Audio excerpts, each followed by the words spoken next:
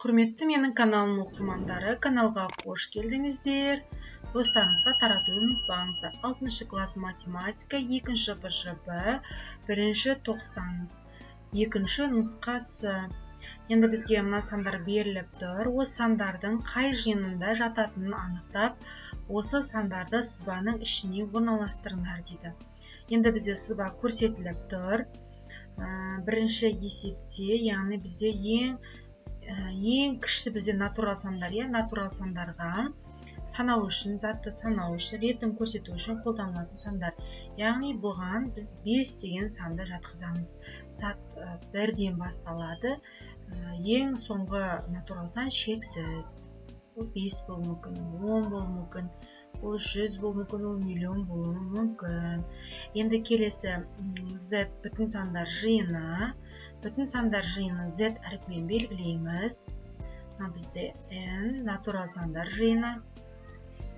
Бүтін сандарға теріс сандар және оң сандар жатады. -25 жатады. Сосын 0 жатады. 0. -7 жатады. -613 деген сан жатады екен. Келесі бізде q бүтін сан, бұл бізде рационал сандар жиыны. Бұл рационал сандар жиынына бүтін сандарда жиын кіреді және натурал сандардың жиындарда кіреді екен. Оған -9-дан 1 яғни теріс сандарда, оң сандарда кіреді. 1,12 7,9 яғни ондық сандарда кіреді. Теріс ондық сандарда кіреді. 5,43 және аралас сандарда кіреді екен. Аралас теріс сандарда 7,6-дан 5. Осы сандар бізде бірінші тапсырманың жауабы. Екінші есепте бізде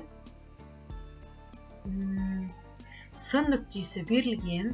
АБ кесіндісінің ортасы, егер с нүктесінің координатасы -4, В нүктесінің координатасы 3 болса, онда А нүктесінің координаталарын салыңыз дейді. Енді біз бірінші тапсырмаға қарайық. Екінші тапсырмада с нүктесінің координатасы -4-ке тең, В нүктесінің координатасы 3-ке тең екеніне бізден сұрайды. А нүктесінің координатасы нешеге тең деп сұрап тұр. Оны табу үшін біз сызбаға қайта келеміз. Бірінші В нүктесін салайық. 1, 2, 3 нүктені белгілейміз. В деп нүктені орнатамыз. Келесі солға қарай жүреміз. Теріс сан болғандықтан 1, 2, 3, 4. -4 дейміз. -4 деп белгілейміз. Оны с әріпімен белгілеп қоямыз. Латынның үлкен әріптерін белгілейміз. Енді В мен с-ның арасындағы бірлікті санаймыз. Біреу, яғни бірлікте отырғанымыз аралық. 1, 2, 3, 4, 5, 6, 7. Яғни онда біз былай қарай 7 қадам жүреміз. Өйткені с нүктесі қақ ортасында орналасу керек. 1, 2, 3, 4, 5, 6, 7. 7 санды орнаттық. Енді санайық. -5, -6, -7, -8, -9, -10, -11 екен. Бұны А әріпімен белгілейміз. Сонда біздің с деген нүктеміз А-бұның қақ ортасында орналасып. Сонда қарасақ, А нүктесі бізде -11-ге тең екен. А нүктесінің координатасы -11-ге тең екен. Келесі үшінші тапсырма. Осында сызба жұмысын жүргізесіздер. Үшінші тапсырмада бізде 7,7, біріншісінде, үшінші тапсырма біріншісінде 7,7 қосу -1,5. Егер де жақшаның алды плюс болатын болса, жақшаның іші сол таңбамен шығады. 7,7 минус 1,5.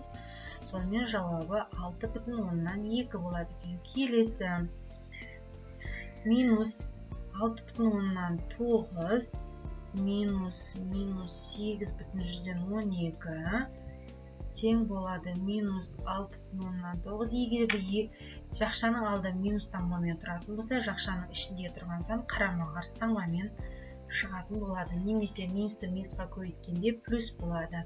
8,12. Егер де екі санның әйтеуір біреуінің алдында минус таңба тұратын болса, ол жерде алу жұмысы жүреді, үлкен санның таңбасы қойылады. Сонымен жауабы 1,122. Келесі үшінші тапсырма. 3,7 қосу минус 23,3 тең болады 3,7.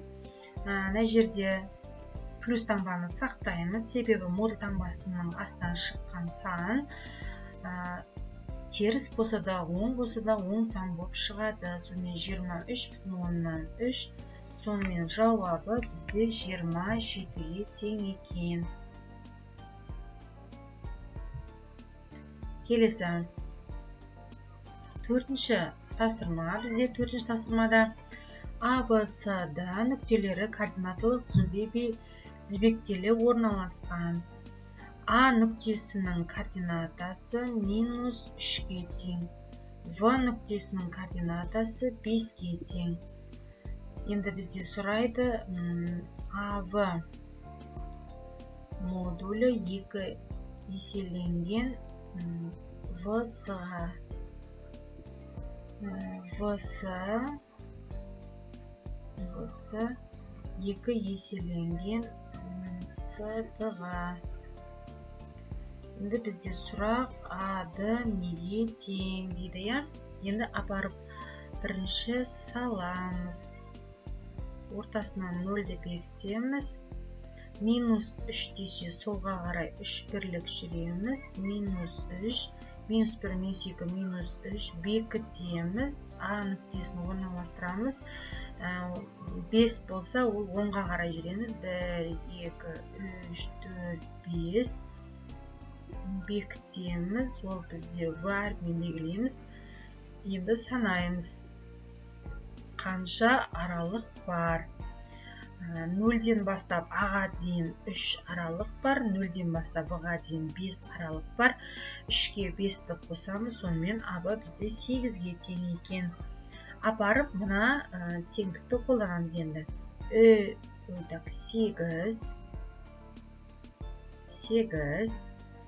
тең 2 еселенген модуль таңбасының астында ВС. В-сын табу үшін